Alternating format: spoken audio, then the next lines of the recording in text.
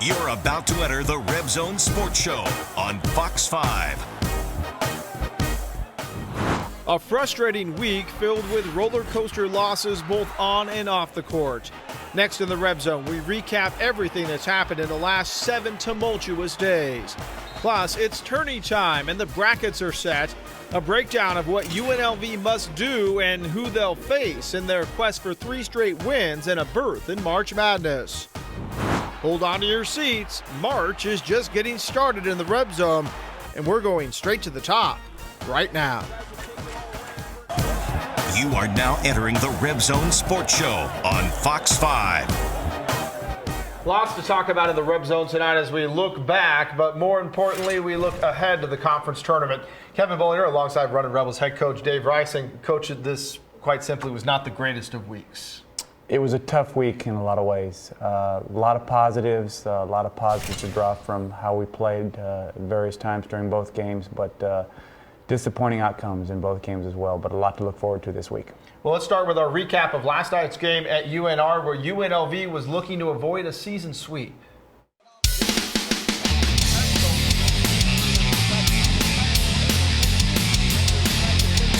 The trip to Reno came without 2 starters as Roscoe Smith sat on a second straight game with a concussion, and Bryce DeJean-Jones didn't make the trip after being suspended. Carlos Lopez-Sosa and Jelon Kendrick making the starts in their place.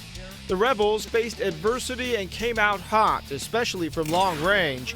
Kevin Olakibe, Jelon Kendrick, and DeVille Smith all dropped threes as UNLV began 5 of 6 from beyond the arch to open an 18-6 lead. Then the running. Daquan Cook goes coast to coast for the lay-in, and Kem Birch with the block. Cook grabs the ball and heaves it to the other end of the floor to Olakibe, who finishes it off with a lay-in. But Cole Huff started heating up for the Wolfpack and knocking down shots. The Rebel lead was 6 at 41-35 at the break. UNLV opened the second half on a 13-2 run, fueled by Birch, who was in the zone on both ends of the floor. That's when Deontay Burton took over, knocking down threes and going inside.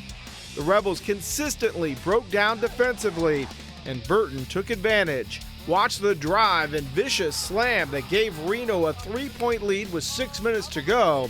At that point, the lead bounced back and forth as UNLV continued to drain threes, and Burton kept getting inside. With just over a minute left, Birch gets the hoop and the harm, but missed the free throw to keep the game tied at 72. UNR would get an offensive rebound, and Huff would get the lay-in to give the Wolfpack a 2-point lead. The Rebs couldn't get anything to fall in the final seconds, and UNR storms back for a 76-72 win. Let's start with the Bryce DeJean-Jones situation and suspension. What can you tell us about that? Just that I made a decision from a disciplinary standpoint that his conduct was detrimental to the team, so he did not practice with us on Thursday or Friday, did not travel with us to Reno, did not play against the Wolfpack. He and I will meet tomorrow and we'll decide his future. Have you had any communication with him since you gave him the suspension? Not directly, indirectly with some of my staff members, but we'll meet tomorrow and we'll figure out his future. He's been a very valued member of our team. He's helped us win a lot of games. He's on pace to graduate this summer, so I'm pleased with that, but we'll talk tomorrow. Do you expect him to be back for the Mountain West tournament this week? I certainly hope so. I would like to see him have some positive closure to this season. Certainly, again, he's been a valued member of our team. He's helped us win a lot of games. He's got experience. He understands what's at stake, as do his teammates. And so we'll just have to see what goes on tomorrow. And then the bigger picture question is, will he be back as a running Rebel next year? Or is that part of tomorrow's conversation, or will that happen after the season? No, I don't think that has anything to do. I think we have a lot of guys on our team that have decisions to make at the end of the year. And I think that's the same way with all of teams across college basketball, just in terms of guys who make decisions about whether to put their names in the draft, whether they want to play professionally overseas or in the D-League, whatever it may be, guys that have a desire to maybe play a few more minutes and transfer. I mean, there were 900 transfers in Division I the last 2 years, so it's just where we are. So no, that has nothing to do with tomorrow. The conversation tomorrow simply has to do with this season. In terms of the game last night, you needed somebody to step up. Kem Birch, Jelon Kendrick both did so in a big way. Let's start with Kem, 22 rebounds, 10 on the offensive end, and without Roscoe Smith in there, that was very important when you guys built that big lead. Well, Kim just continues to get better. 22 rebounds, 15 points, like you talked about, always impacting the game on the defensive end, but now he's become a scorer as well. And we did it on with an injury. Did not practice for us on Thursday, was limited on Friday with a hip flexor, and so it's all the more remarkable what he was able to do. After the game, his injury, is it going to be something that's going to hamper him going into the tournament, or is it something that a few days off here of rest will help? He's a pretty tough guy, and he played hurt. He actually got hurt in the San Diego State game and played hurt last night, and so pretty productive game, getting 15 points and 22 rebounds. So he'll continue to get treatment, and I suspect he'll be fine by Thursday. As for Jelon Kendrick, the spurts of what people were expecting to see out of him, 16 points. I believe he only turned the ball over one time out there, also had 6 rebounds. This is somebody who stepped up to the plate when he was asked to. He did, and he's had a lot of good games of recent note. He was 4 for 4 from the floor against San Diego State. He's a high basketball IQ player. He's a terrific teammate, and so it was great to see him play well, and we'll need him moving forward to continue to provide that kind of leadership and that kind of play. Final question on this game, 17-point lead that evaporated. Does it all go on the defensive end of the floor? Because there seemed to be a lot of breakdowns there. There were some breakdowns, but Reno went zone, and we didn't do a good job of attacking the zone. We were not nearly as aggressive. And we've been good against zone of late. And it's just one of those deals where we turned the ball over a couple times against their press. It got down to 12, and then it becomes a game. They get some momentum on their home floor on senior night, and we just didn't do a good enough job of attacking their zone, and then we didn't do a good enough job of getting some stops. I give Reno credit. They're a very good basketball team. Deontay Burton's an NBA player, but we're obviously very, very disappointed with the outcome. But we'll learn from that. We'll watch film, and we'll get ready for Wyoming on Thursday.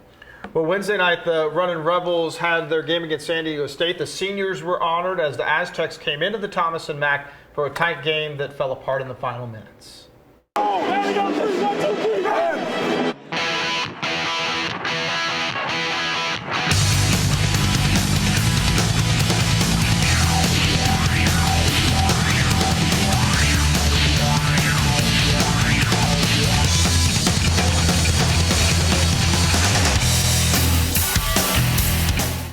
It was senior night at the Thomas and Mack as the red carpet was rolled out for Kevin Olakibe and Carlos Lopez Sosa in a special pregame ceremony.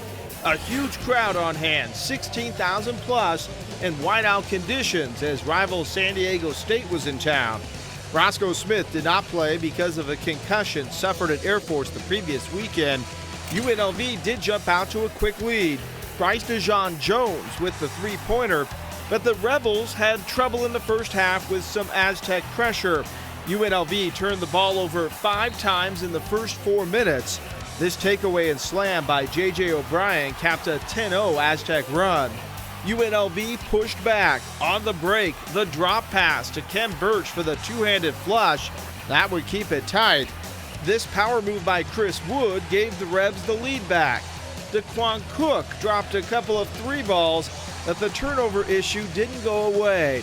This one led to an easy lay-in by Dwayne Polee as the lead went back and forth.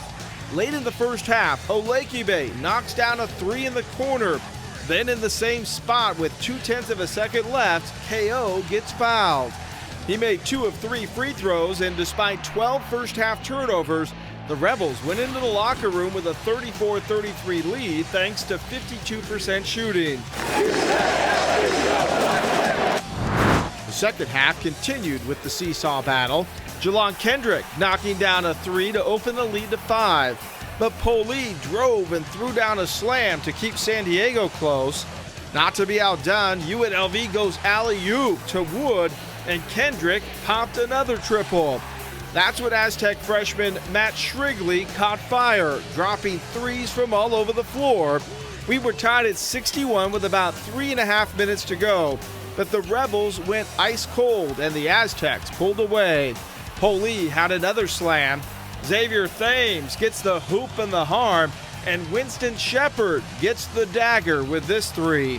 UNLV only had 4 turnovers in the second half, but they shot only 26% in the final 20 minutes as a golden opportunity slips away in a 73-64 loss. I had 3 turnovers in the first 2 minutes. You know, they try. I guess that was their plan, was to make us, more scared. But I felt in the second half we toned down on the on the turnovers. There were 12 first half turnovers. It seemed like the pressure in the backcourt really got to your team on that game. And the interesting thing about that, it was the same pressure that they applied in Viejas Arena when we played in San Diego and had no impact on the game. And so just one of those things, we did not do a good job, particularly starting the game with their pressure. We like when teams press us. It gives us an opportunity to get out and run, and we just did not handle that pressure well. We saw Reno use it last night. Is that something now that you expect teams here in the tournament this week to use a little bit more, seeing how much success San Diego State had? And the pressure was different. San Diego State's pressure was man-to-man. Reno was more of a zone press where they trapped a little bit out of it. But yeah, probably. But again, we've been good against pressure all year long. And so we're confident moving forward if teams want to do that. This was a game where the Roscoe Smith not being there really hurt, and it was very evident, especially down the stretch. Well, 11 points, 11 rebounds, top 5 in the country in rebounding, top 5 in the country in double-doubles, experienced, played in big games, and I thought that both Christian Wood and Carlos Lopez Sosa stepped up and played extremely well, but it's hard to replace 11 points and 11 rebounds and the experience that Roscoe brings. Well, later in the show, we're going to give you a chance to win 2 tickets for all session passes for the Mountain West Conference Tournament. That happens this week at Thomas & Mack. But first, we have to break down the tourney. Up next, a look at the Runnin' Rebels' path to the championship, and in turn, a trip to March Madness. That's in 2 minutes in the Reb Zone. Stay with us. This Raising the Bar moment is brought to you by Born and Raised, the official home of Rebels on the Road. Wednesday night against San Diego State, the seniors were honored, but the stellar play was delivered by a junior. The drop pass to Kem Birch for the slam. The Runnin' Rebels were on the run, and it's this week's Raising the Bar moment. Time to talk Mountain West Tournament, and it all comes down to this: win 3 games in 3 nights or miss the NCAA tournament. For UNLV, the journey begins Thursday afternoon against Wyoming.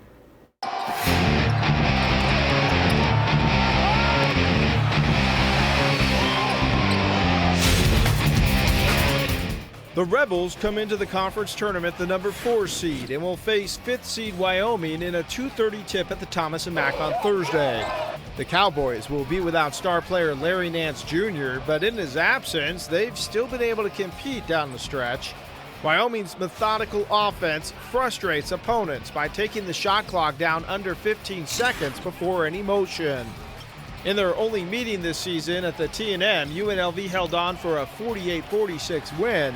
Should the Rebels win that game, they play at 6 p.m. Friday, possibly against San Diego State.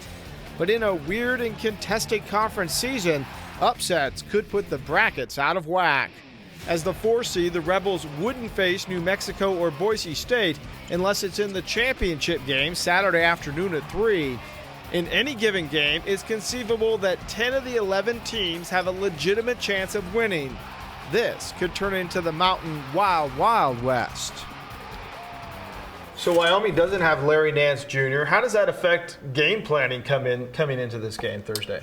They're a very well-coached team. They're methodical on their offensive end, so we've got to be very disciplined defensively. Having said that, they've been scoring in the 70s, 80s of late. They've got very balanced scoring. Derek Cook Jr. has really picked up his play inside, and then Sobey's making threes, and Adams is making threes, and Grabow is a very, very good shooter.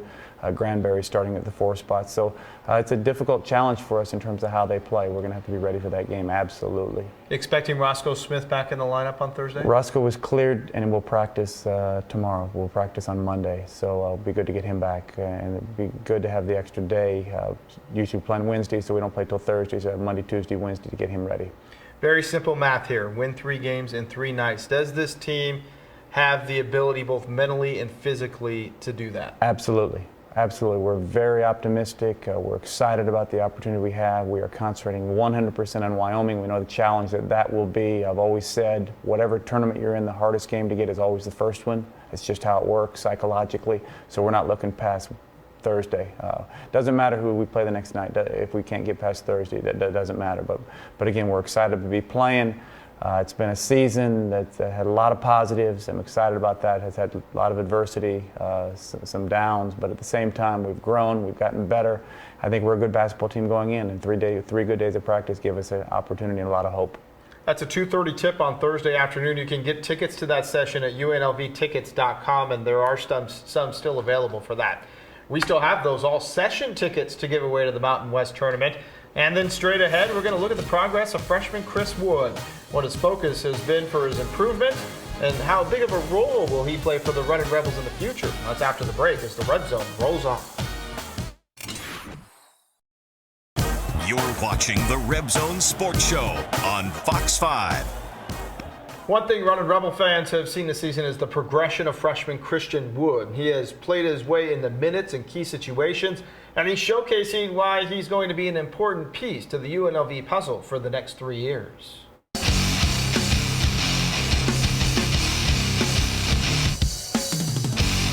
Christian Wood is developed into one of the key players off the bench for the Running Rebels this season.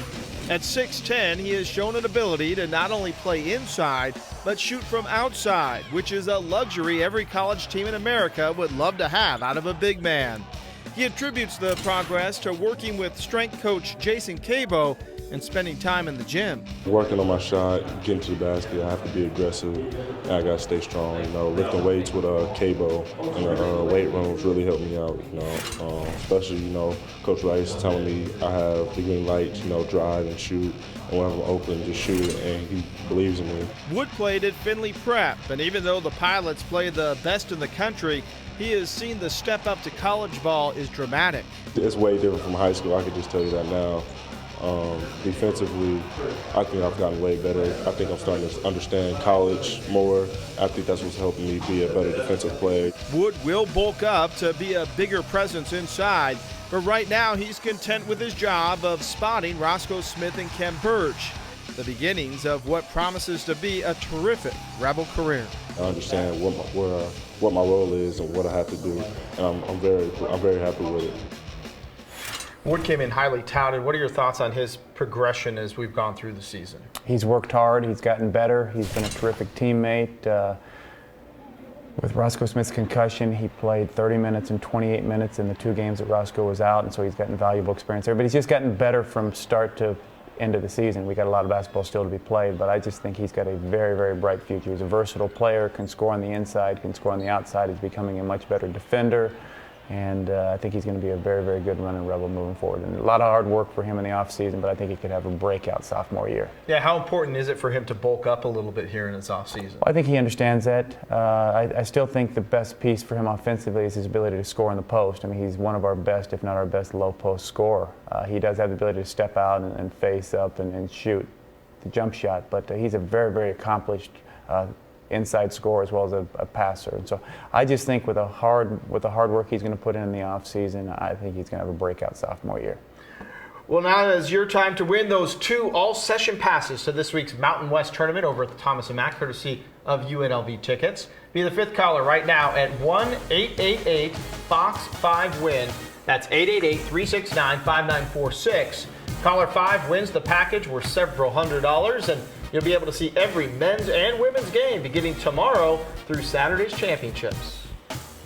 One final break and then some final thoughts from Coach Rice, and we'll have the Reb Zone Plays of the Year. But first, here's a look at how other Mountain West teams did over the weekend.